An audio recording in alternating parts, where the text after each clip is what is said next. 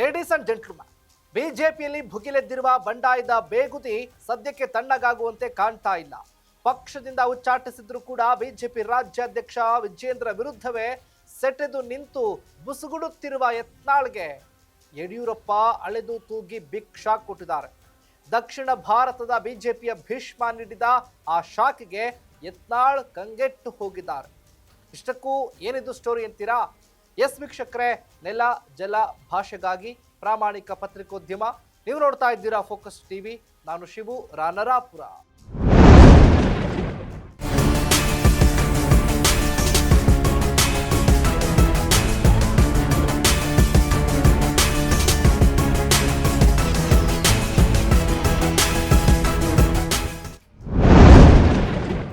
ರಾಜ್ಯ ಕಾಂಗ್ರೆಸ್ನಲ್ಲಿ ಸಿಎಂ ಕುರ್ಚಿ ಕದನ ಕಾವೇರಿದೆ. ಈ ಮಧ್ಯೆ ಬಿಜೆಪಿಯಲ್ಲೂ ಕೂಡ ಆಂತರಿಕ ಸಂಘರ್ಷ ಜೋರಾಗಿದೆ.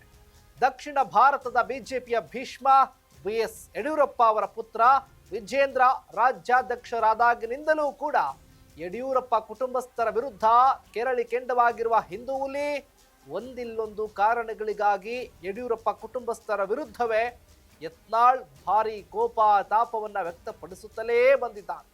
ಯಡಿಯೂರಪ್ಪ ಪುತ್ರ ವಿಜೇಂದ್ರ ಅವರನ್ನ ಹೇಗಾದ್ರೂ ಕೆಳಗಿಳಿಸಬೇಕು ಅಂತ ನಾನಾ ತಂತ್ರಗಳನ್ನ ಮಾಡುತ್ತಲೇ ಬಂದಿದ್ದಾರೆ.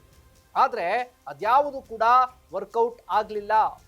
ಪ್ರತಿ ಬಾರಿಯೂ ಕೂಡ ಅನುಭವಿ ಯಡಿಯೂರಪ್ಪ ಗೆದ್ದು ಬೀಗ್ತಿದ್ದಾರೆ.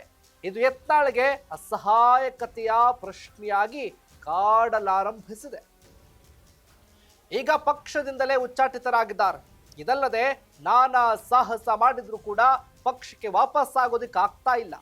ಈ ಶಾಕ್ನಿಂದ ಹೊರಬರುವ ಮೊದಲೇ ಯತ್ನಾಳ್ ವಿರುದ್ಧ ಯಡಿಯೂರಪ್ಪ ಹೊಸ ಬಾಂಬನ್ನ ಸಿಡಿಸಿದ್ದಾರೆ. ಅದು ಯತ್ನಾಳ್ರವರ ನಿದ್ದೆಗೆಡಿಸಿದೆ. ಇಷ್ಟಕ್ಕೂ ಯತ್ನಾಳ್ ವಿರುದ್ಧ ಯಡಿಯೂರಪ್ಪ ಸಿಡಿಸಿರುವ ಬಾಂಬಾದ್ರೂ ಏನು?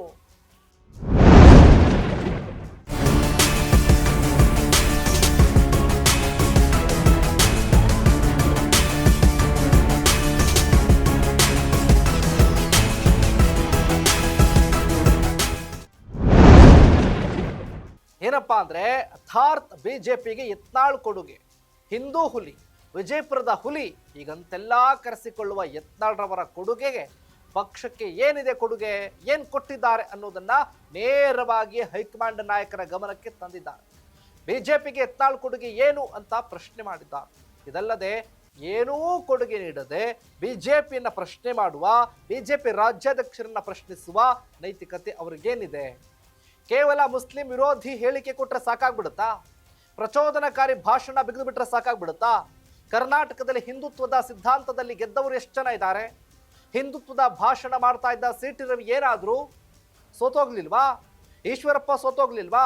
ಅನಂತಕುಮಾರ್ ಹೆಗಡೆ, ನಳಿನ್ ಕುಮಾರ್ ಕಟೀಲ್ಗೆ ಟಿಕೆಟ್ ಸಿಗಲೇ ಇಲ್ಲ. ಪ್ರಮೋದ್ ಮುತಾಲಿಕ್ ಸೋತಿಲ್ವಾ?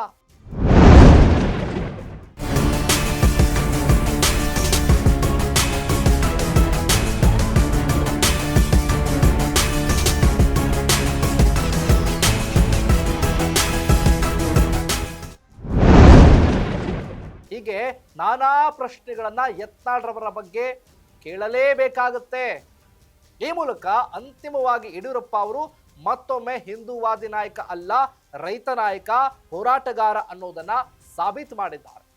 ಆದ್ರೆ ಯತ್ನಾಳ್ ಮಾತ್ರ ಸೈಲೆಂಟ್ ಆಗ್ತಾರಾ?